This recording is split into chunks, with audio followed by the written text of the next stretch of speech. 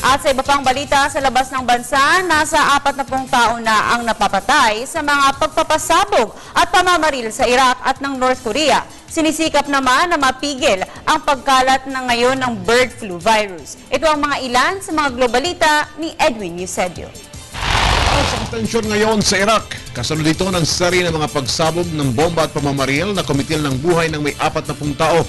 Una rito may 70 ang napaslang sa mga karakasan sa mga Shiites.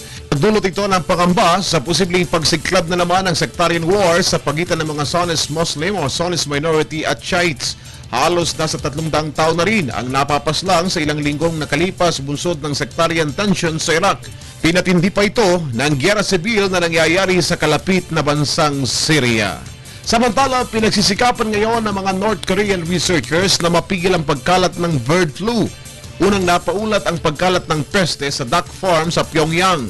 Sa inilabas na video ng Korean News Agency, abala ang mga local researchers sa Main Center for New Animal and Bird Diseases. Kinumpirma ng center's chief na may 12 ng mga itik o mga pato na ang tinamaan ng bird flu kung saan nasa 160,000 na ang mga kinatay para mapigil ang pagkalat ng bird flu.